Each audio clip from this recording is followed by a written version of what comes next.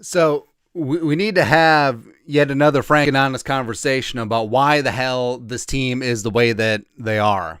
Where you were up 20-6 at halftime, you got the ball to start the second half, thinking that this could be the smooth sailing, big time win, and we just feel good. We just feel comfortable the whole time. But nope, no. But the Vikings, somehow, some way, they found a way to hang on, and they kept the Jets out of the end zone twice. It's just, I understand that a win is a win is a win, but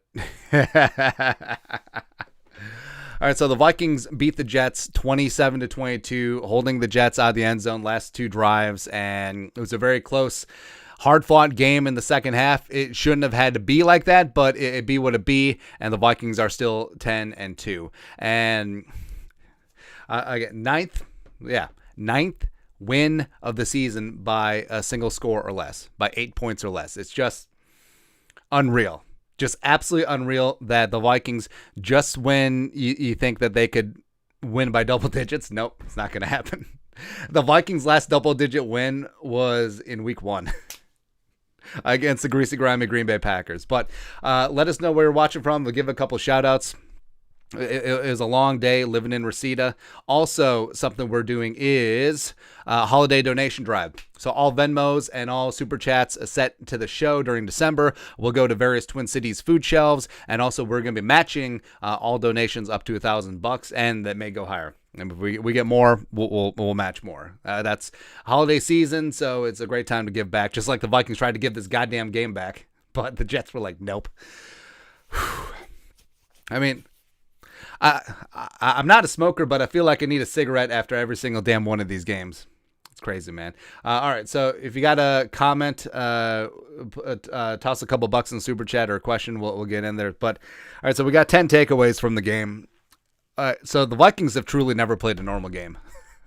I'm thoroughly convinced of that, especially this season, where every single game, no matter what it is, except for the Philly and the Cowboys and the Packers game, it's always coming down to the wire. It's always coming down to one last play, and it's just tough. Also, let us know where you're watching from. We'll give a couple shout-outs.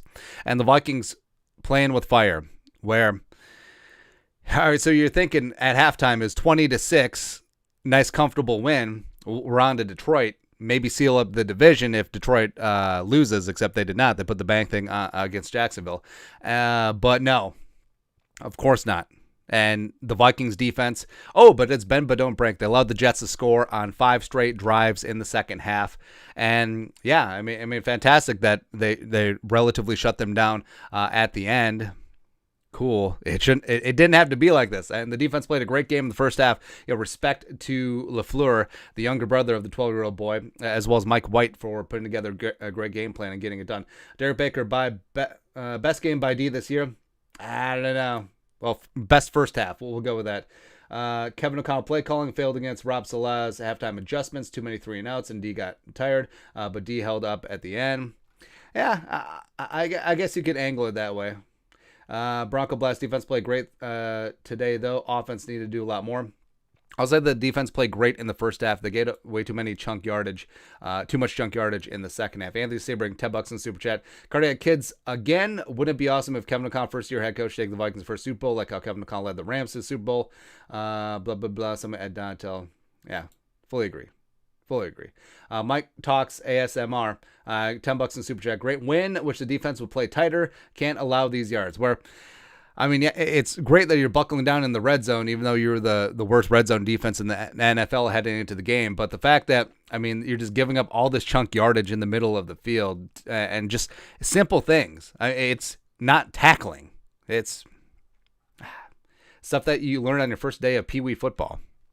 But I don't know.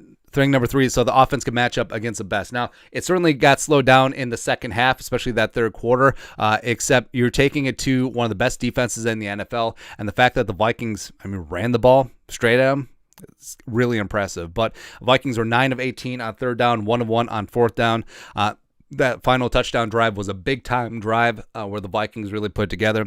And overall, the defense, the first half was good, second half not so much, but you gave up 486 yards to the Jets and Mike White, where, respect to Mike White, but, I mean, the second half defense, it definitely bent. It did not break at times. Also, I do think that Mike White, touchdown, blah, blah, blah. The review was very questionable. It's like, oh, the overhead angle looked like he got in. Of course, because it was at a 45-degree angle. What the hell, man? Dave Sager, $5 in Super Chat. This was an elite defense who played. I think the offense did enough. Kirk stood tough, took some big shots, toughest quarterback in the league. I'll agree that Kirk Cousins stood in the face of some hellacious pressure, and some of the shots that were being taken on him, not saying they were dirty, but they were a little bit late. They were a little bit late, let's say. Anthony Sebring, $5. Offense didn't really show during the second half. It was Kevin McConnell watching Oklahoma Skull Vikings. Kevin McConnell in that first half, the offense was fantastic. Really ripped it up in the first half, but they got outcoached to a degree in that second half, minus that long touchdown drive. Justin Jefferson can still do it, so it's not going to be the prettiest box score in the world, but 7 for 45 and a touchdown on 11 targets.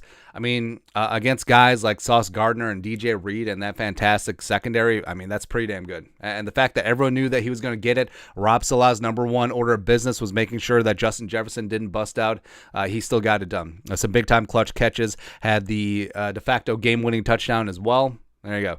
Harrison Smith is still absolutely him. So Harrison had himself a game. He had 8 tackles. He had himself a couple of pressures, had himself an interception, almost had 2, almost called game towards the end. And he was really flying around and just making plays. And I think that Donatel is allowing him to be Harrison Smith because you're seeing him line up in the box more and more. And I think that if the defense is going to take us anywhere, Harrison has to be at that forefront, man.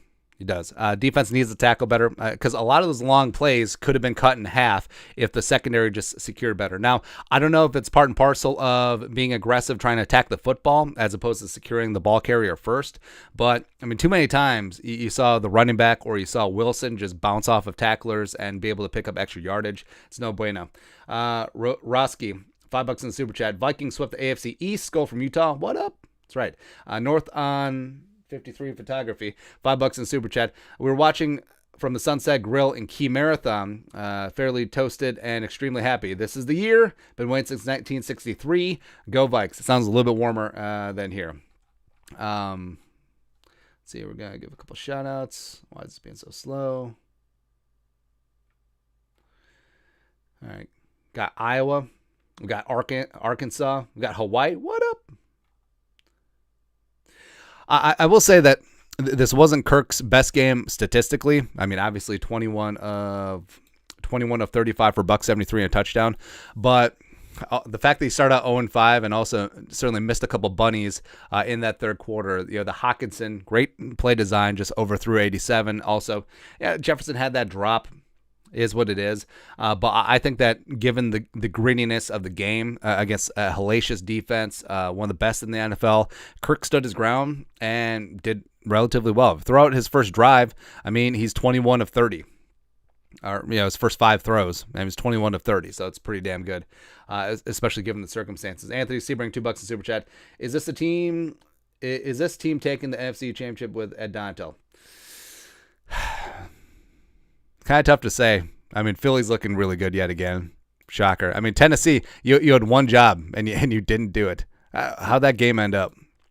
Let's see here. Oh, the Giants and the Commies tied. That's funny. Oh, 35-10. That's it.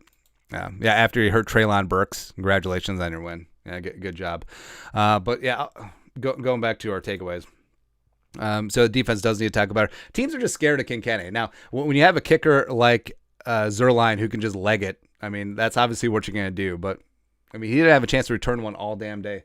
AM, $2 in Super Chat. Skull from Alaska, another close one. I'll take it. I mean, takeaway number 10. Still counts the same in the standings. Still 10-2. Let's bring up the NFC standings on ESPN. I mean, you're certainly not looking to gift horse in the mouth, but it's just like, come on, man. Come on. Zooming in and enhancing. So we got the Chiefs and Bengals game on right now. Bengals marching. I think the Bengals got a good shot here. I mean, they're at home. They're getting 2.5 points. 3 points if you extend it a little bit more. All right, so the Vikings currently sitting chilling at 10-2. The Eagles are still atop, allegedly at 11-1, but now they got 3 straight road games at the Giants, at the Bears, and at the Cowboys. Jumping Joe Burrow, did he sneak that in? Nah, it doesn't matter. Guillemine 10 kit, $5 in super chat. I would like to see the NFL fans try the Vikings fans or like 1 millisecond. That's why there won't be any bandwagon fans like if and when the Vikings win a Super Bowl, because they don't know this life. Like, it's too difficult, and we won't let them. By the way, all the fans who jumped off the bandwagon after the Cowboys lost, you're not allowed back on. Oh, I know. We gave a one-time amnesty, didn't we? There we go. So the Vikings, 3 games clear of the Niners. Niners currently taking on the Dolphins. I would like to see Miami win. What's the... It doesn't matter what the current score is. So then you got the Bucks, blah, blah, blah. All right, so the Eagles are 3 games up. Well, 2.5 games up, and the Cowboys also have the head-to-head. So it really is coming down to a 2-horse race for the 1 seed Philly versus Minnesota, and we'll see what happens the rest of the way. But, take care of your business, and then we'll go from there. You're 10-2 at the Lions. Lions are playing some good football. It's going to be a big-time win. You're on the road. And we all know what happened in Detroit last year, man. So they're going to have to bring it. TJ Hawkinson revenge game. I love it. Derek Baker, $5 in the super chat. Vikings have beaten 3 out of the 4 best defenses in the NFL. Yeah, and they played the Cowboys, and we don't talk about that game. But they beat Buffalo at Buffalo. They beat Patriots at home. They beat the Jets at home. Feeling pretty good. Bronco Blast, $20. All in all, Vikings win. Kirk could have played better. Defense looked much better overall. We should feed Dalvin more and more. Agreed. But we'll go from here. We're on to Detroit. You're feeling good. All right, so subscribe to the channel. You know what to do. We'll be back with winners and losers coming out shortly. Also, holiday donation drive, all Venmo and Super Chat sent to the show this month. It will be dispersed to various Twin Cities food shelves, and also we'll be matching up to $1,000 total. We'll probably do more. All right, and you want the Venmo link, it's down in the description below. But you guys are the best.